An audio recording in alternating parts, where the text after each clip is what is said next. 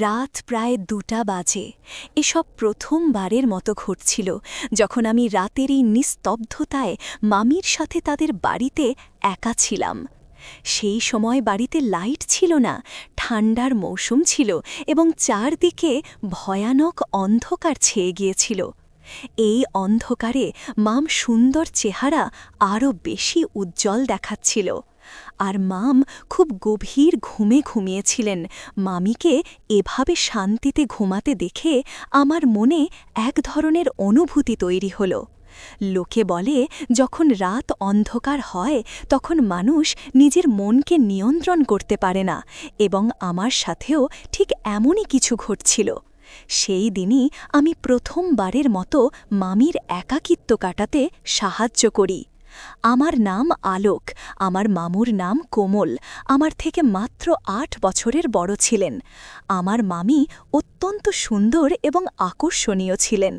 মামা মামুর বিয়ে হয়েছিল মাত্র 3 মাস আগে। আমার মামা প্রায়শই বাইরে থাকতেন, আর তখন থেকেই মামি তাদের বাড়িতে একদম একা থাকতেন। ছোটখাটো বিষয়েও তিনি প্রায়শই চিন্তিত হয়ে পড়তেন।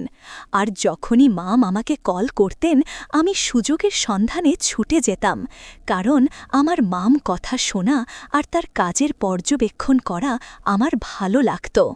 আজও যখন আমি স্কুল থেকে ফিরে দেখলাম যে মাম বাড়িতে এসেছেন এবং মামুর চেহারা বেশ চিন্তিত দেখাচ্ছিল, আমি মামকে জিজ্ঞাসা করলাম, কি হয়েছে?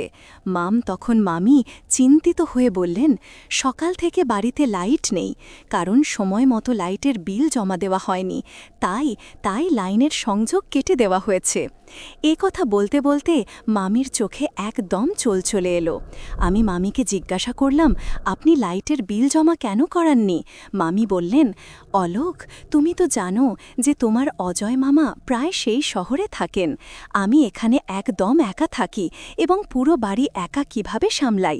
আমি লাইটের বিল কোথায় রেখে ভুলে গিয়েছি, জমা দেওয়ার কথা মনে থাকেনি এবং লাইন কেটে দেওয়া হয়েছে। মামির কথা শুনে আমি মামিকে সান্ত্বনা দিলাম এবং বললাম, মামি, আপনি আমার সাথে চলুন, আমি আপনার লাইট বিল জমা দেওয়ার কোনো উপায় বের করে দেব, তাহলে আপনার বাড়িতে লাইটও চলে আসতে। এসব শুনে মাম খুব খুশি হয়ে গেলেন এবং আমি ক্ষুধার্ত তৃষ্ণার্ত অবস্থায় মামির সাথে বেরিয়ে পড়লাম। আমি কোনো না কোনোভাবে মামির লাইট বিল জমা করে দিলাম। এরপর ফেরার পথে মামি তাদের বাড়িতে নিয়ে গেলেন। রাত বেশ গভীর হয়ে যাচ্ছিল এবং চারিদিকে অন্ধকার ছড়িয়ে পড়ছিল, আর তখনও লাইট আসেনি। যখন আমরা বাড়িতে ঢুকলাম তখন আমরা কিছুই দেখতে পাচ্ছিলাম না। আমি তাড়াতাড়ি আমার ফোনে ফ্ল্যাশলাইট জ্বালালাম এবং অন্ধকারে হঠাৎই আমার নজর মামির দিকে পড়ল। তখনই আমার মনে একটি চিন্তা এলো। আমি মামিকে বললাম, আপনি বেডরুমে গিয়ে বসুন, আমি দেখি বিদ্যুতের জন্য কোনো ব্যবস্থা করতে পারি কিনা। মামি বললেন, আলোক, আমার অন্ধকারে খুব ভয় লাগে, তাই তো তোমাকে আমার সাথে নিয়ে এসেছি। মামরুর কথা শুনে আমি খুব স্নেহের সাথে মামুর মাথায় হাত রাখলাম এবং বললাম, মামি, আপনি ভয় পাবেন না, এখন আপনি আপনার বাড়িতে একা নন। আমি মাম হাত ধরে তাদের বিছানায় বসিয়ে দিলাম এবং মামকে বললাম, আমি কিছুক্ষণের মধ্যে ফিরে আসছি, আপনি খুব আরামে বসুন। আমি যখন রুম থেকে বেরোতে যাচ্ছিলাম তখন মামি অন্ধকারে ভয়ে আমার হাত একদম শক্ত করে ধরে ফেললেন আর হাউমাউ করে কাঁদতে লাগলেন। আমি মামিকে সান্ত্বনা দিলাম। কিছুক্ষণের মধ্যে মামি গভীর ঘুমে চলে গেছেন। মামি সাধারণত বাড়িতে শাড়ি আর হালকা ব্লাউজ পরে থাকে আর রাতে নাইটি পরে ঘুমায়, কিন্তু আজকে নাইটি পরেনি। নাইটি পরলে অনেক ভালো হতো। আজ হালকা সবুজ রঙের শাড়ি পরেছে। শাড়িতে ঘুমন্ত মামিকে দেখতে পরীর মতো লাগছিল। তাকে দেখে আমার অদ্ভুত অনুভূতি হচ্ছিল। আমি যত দ্রুত সম্ভব আমার উদ্দেশ্য সাধন করতে চাচ্ছিলাম। যেমন কথা তেমন কাজ। এই অন্ধকার ঘরে সেদিন রাতে অনেক কাজ করেছি। মামি গভীর ঘুমে থাকায় টের পেলেন না। কিছুই আমার জন্য বেশ সুবিধাই হয়েছিল। বন্ধুরা, ইউটিউবের কড়া নিয়মের কারণে এসব ঘটনা সরাসরি বলা যাচ্ছে না। তোমরা কমেন্টে দেওয়া লিংক থেকে আমার ওয়েবসাইট ভিজিট করো, সেখানে একদম খোলামেলা গল্প দেওয়া আছে। সকালে ঘুম ভাঙতেই আমি নিজেকে খুব ক্লান্ত অনুভব করছিলাম। দেখলাম কোমল মাম উঠে গেছেন আর খুব রেগে আমার দিকে তাকিয়ে আছেন।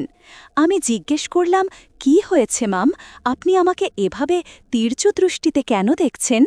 এক মুহূর্তের জন্য আমার মনে হলো মামি কি জানতে পেরেছেন যে আমি গত রাতে কি করেছি। মাম বললেন, অর্ধেক দিন চলে গেছে আর আলোক, তুমি এখনও ঘুমোচ্ছ, তাড়াতাড়ি ওঠো। আর বাড়ি চলে যাও দিদি, তোমার জন্য চিন্তা করছেন। আমি মামির হাত ধরে আমার পাশে বসালাম। মামি বললেন, বেশি আদর দেখানোর দরকার নেই, আমি সব জানি। রাতে তুমি আমার বিছানায় কেন ঘুমিয়েছিলে? আলো, তুমি আমার সাথে একদম ভালো করনি। আমার বাড়িতে আরও রুম আছে, তুমি চাইলে লবিতে ঘুমাতে পারতে। মামির কথা শুনে আমি লজ্জায় মাথা নিচু করে ফেললাম। মনে হলো মা শুধু এতটুকুই জানেন। আমি তার কথা উপেক্ষা করে স্নান করতে চলে গেলাম। একটু পর যখন বাড়ি ফিরলাম, মা খুব রেগে বসেছিলেন। মা বললেন, আলোক, তুমি এতক্ষণ কোথায় ছিলে? আজ ফিরেছ? আমি মাকে বললাম, মাম, অন্ধকারে খুব ভয় পেয়েছিলেন, তাই বাড়ি আসিনি। এখন সকালে মামি বাড়িতে লাইট চলে এসেছে, এখন মামুর আর কষ্ট হবে না। মা বললেন, তোমার মাম ছোট ছোট বিষয় নিয়ে টেনশন করার অভ্যাস হয়ে গেছে। এই অভ্যাস কবে ছাড়বে কে জানে।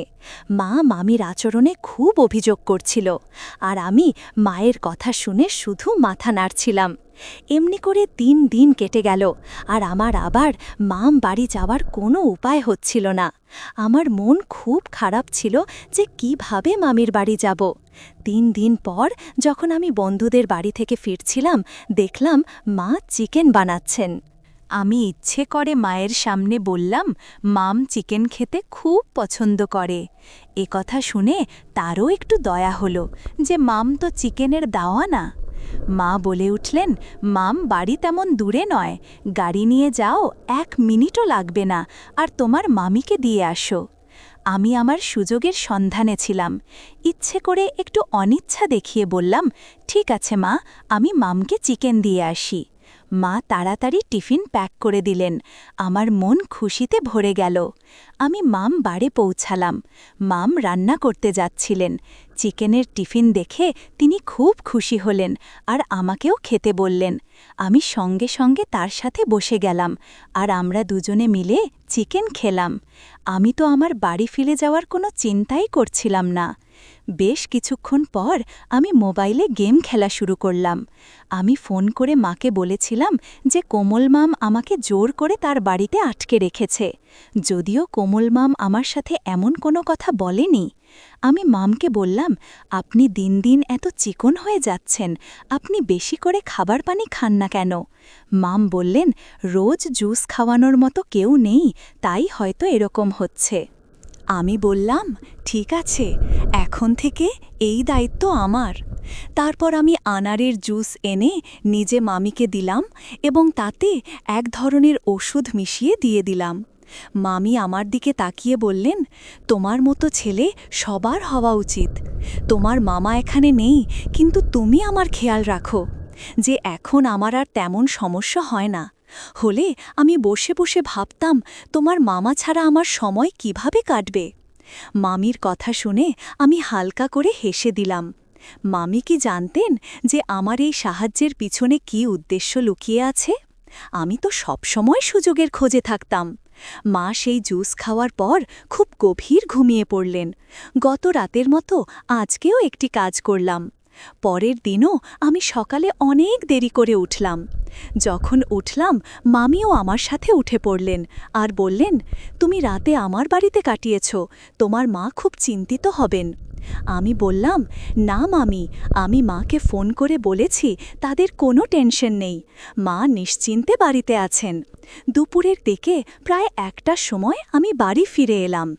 মা আমাকে বললেন, তোমার পড়াশোনায় একটু মন দাও, না হলে তুমি তোমার মামচাকর হয়ে যাবে আর তোমার পুরো জীবন নষ্ট হয়ে যাবে। আমি মাকে বললাম, মা, আপনি কি ধরনের কথা বলছেন? সে আপনার ভাই স্ত্রী, একা বাড়িতে থাকেন। যদি আমরা মামির কিছু কাজে লাগতে পারি তাতে কি ক্ষতি? এখন আমি ঠিক করেছি যে আমি প্রতিদিন রাতে মামির বাড়ি যাব, যাতে তার পাশে থাকতে পারি। আশেপাশের প্রতিবেশীরা বলেছে যে এখন গ্রামে অনেক চুরি হচ্ছে। এ অবস্থায় মামিকে একা রাখা ঠিক হবে না।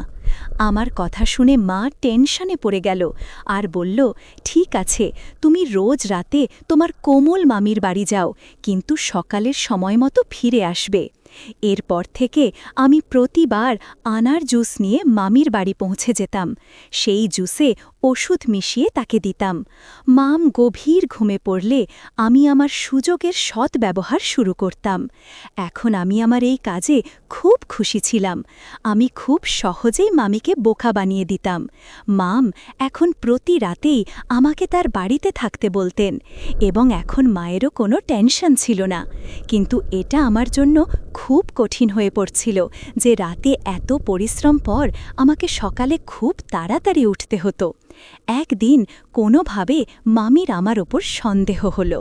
সেই রাতে আমি জুস নিয়ে মামির রুমে গেলে মাম বললেন, আমি জুস খাওয়ার কিছুক্ষণের মধ্যেই গভীর ঘুমে পড়ে যাই এবং একবারও রাতে উঠি না, যদিও আগে এমন হতো না। আজ দুপুরে ঘর পরিষ্কার করার সময় যখন ডাস্টবিনে আবর্জনা ফেলতে গেলাম, তখন একটা ওষুধের প্যাকেট আর একটা বেলুনের প্যাকেট দেখতে পাই। আমার বাড়িতে এসব কিভাবে এলো? মামির কথা শুনে আমার টেনশন হতে শুরু করল। আমি না বোঝার ভান করলাম। আমি মামকে ভুলভাল কিছু একটা বুঝিয়ে দিলাম। এরপর মাম এই বিষয়ে আর কিছু বললে জনা না বরাবরের মতো মাম আনারসের জুসের গ্লাস শেষ করে ফেললেন এবং আমার সাথে কথা বলতে শুরু করলেন। আমি মনে মনে খুশি হলাম। কিছুক্ষণ পর মাম আবার ঘুমিয়ে পড়লেন এবং আমি আমার কাজে মগ্ন হয়ে গেলাম। এসব করতে আমার প্রচুর আনন্দ লাগছিল। আমি কখনো ভাবিনি যে এত সহজে সব পেয়ে যাব।